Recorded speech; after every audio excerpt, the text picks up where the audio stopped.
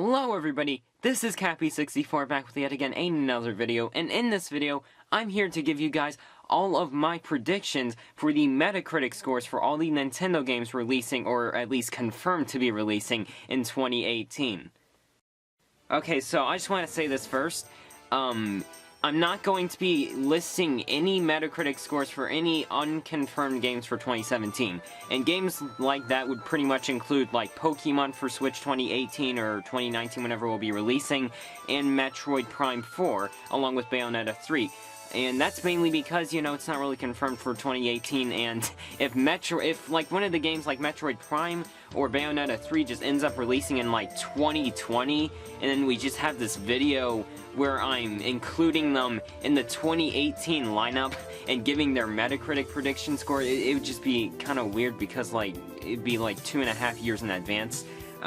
Very, very strange, I'm gonna be honest there, but, basically I'm just going to be listing all the confirmed games, which include Bayonetta 1 and 2 remastered for the Nintendo Switch, or ported, whatever you want to call it, Kirby Star Allies, Donkey Kong Tropical Freeze, for the Switch, of course, Super Mario sorry, not Super Mario Strikers, oh goodness, that's why I had it on my nose, but, what is it, the Mario Tennis Aces, sorry, goodness, Hyrule Warriors Definitive Edition, and Yoshi 2017, okay, and I know Yoshi 2017 is not 100% confirmed for 2018, goodness, it's not 2017, oh my word, but, I mean, they kind of have it as 2018, I don't know, I'm just gonna include it because why not? It's definitely not releasing later than 2019, or it's definitely not releasing later than spring of 2019, so I really don't care, honestly, about Yoshi. Okay, so pretty much with the Metacritic scores, alright? So first off, starting things off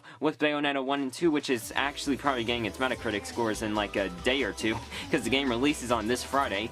I'm probably going to be picking it up for anybody that cared. But pretty much what I'm projecting for this game to be getting is I'm projecting for it to be getting an 89 to a 90 on Metacritic, and that is because I don't expect it to go too high, but I don't expect it to go too low, because it's Bayonetta, but it's a port, you know, it's pretty much just a port to the Switch, and there's not really anything new that's being added to it. So, you know, I don't know, I just don't really see a reason for them bringing it up, but I don't really see a reason for them to bring it too much down, alright? I mean, maybe an 88 or 87, but I would say 89 to a 90 would probably be the safest range. And then for the next game, Kirby Star Allies, which is releasing in March, yeah, so it's releasing in March, I'm predicting this game will get an 82 because typically Kirby games really don't get too high of a score on Metacritic, as does most of these games that are actually releasing in the next 6 months. But pretty much, I'm just saying an 82 because I expect this to be a better Kirby game than most Kirby games, to be honest. I've really never been into Kirby, and the fact that I'm actually, like, excited for a Kirby game for, like, one of the first times since I was, like, 6 years old is, like, it's pretty big, I guess you could say. I don't know. I feel like it will get an 82, though. I can say 82, 83-ish would be the safest range for that game, Kirby Star Allies, and yeah. And then for the next game, Donkey Kong Tropical Freeze, that is being ported to the Switch, I project that it will get an 85, alright? So an 85. The reason why I believe this is because, you know, I feel like it's gonna drop from the Wii U to the Switch because, well, there is a new funky mode, you know, there's the new funky mode in which pretty much makes it like 20 times easier, as people have been saying. I've really never played Donkey Kong Tropical Freeze. I really never played the Wii U, to be honest. But, you know, I don't know, I just don't really see them increasing the score too much. Like, if they were to increase it at all, I would say like 1 or 2 points, and that'd probably be it. But you know, I don't know, I don't know, I'm just kind of split on this one. It will either go up like 1 point or down 1 point. Like, that's kind of the range I'm at right now, from its original score on the Wii U, of course. So yeah, I'm just gonna stick with an 85 for now. And then for the next game, Mario Tennis Aces, I project this game will get an 81 on Metacritic, and I know this may be a very high score for a Mario sports game, especially tennis, but, you know, I don't know, I just feel like this game's gonna be different. There's a single-player mode, the first single-player mode since, I believe, like, the Game Boy Advance version, if they're even, I don't know. But I know they said something, and it hasn't had, like, a single-player version in, like, over a decade or something.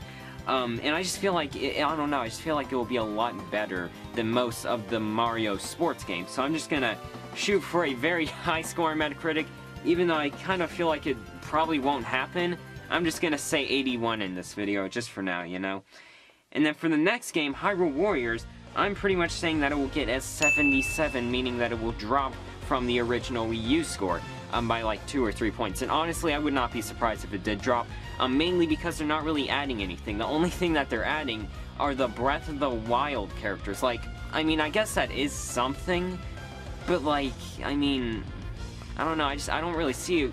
I don't know, I feel like they would start attacking the game for like pretty much being the exact same as the Wii U version, with the exception of this tiny little thing that was added to it, and you're still paying full price, you know. So I mean, it's like, I don't know, I feel like they wouldn't be bringing it up at all. If they were to do anything, they'd be bringing it down to a 77.